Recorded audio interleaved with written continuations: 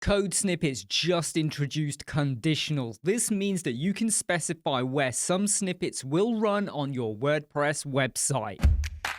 I'm talking about version 3.7.0 that's just come out, and Code Snippets you can get for free from the WordPress repository. It's my #1 plugin that I love to use when I want to do stuff with my WordPress website without having to rely on lots of extra plugins, especially premium plugins.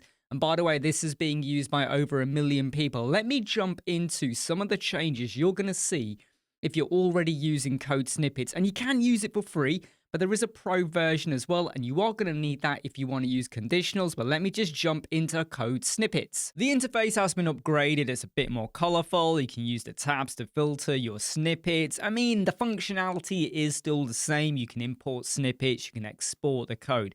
What's really interesting is that now when you go into any of your snippets, for instance, I've got this code snippet whereby it will send a form submission when you're using Elementor to your custom fields. Now, at the moment, when you go and run this, it's going to run it everywhere across your website. Or you could be a little bit prescriptive over only running it on the front end or the admin area, but we now have the ability to add conditions. Now, when I click that, you are going to get told you got to update to Code Snippets Pro. I already have a license, so I'm going to go and upgrade. And for anyone that goes, well, what if I haven't upgraded? Look, there'll be a link in the video description. Go and click that and upgrade if you want to get the best out of Code Snippets. I'm then going to click Add Conditions, and this is the new feature part of Code Snippets 3.7.0. And then I'm going to select from these options. Now, you do have a range over here for you, so you might only want to have this available for people that are logged in.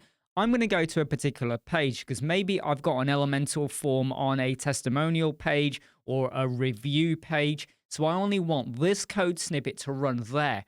Because what can happen is when you say run everywhere, that code snippet is kind of available throughout your website.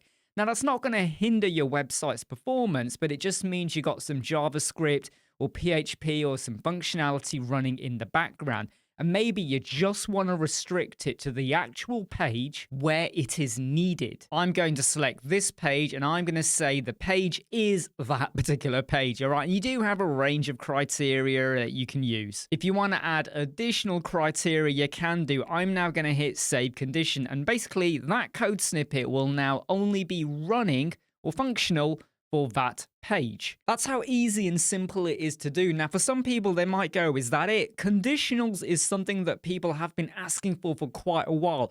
And I'm so glad the Code Snippets team have finally got it. If you've not upgraded to Code Snippets Pro, you're missing out on loads of amazing features. Hey, I'm Imran from Web Squadron. Like, subscribe, share, and follow. Go and sign up to our YouTube channel for exclusive videos. I'll see you soon. Take care. Bye.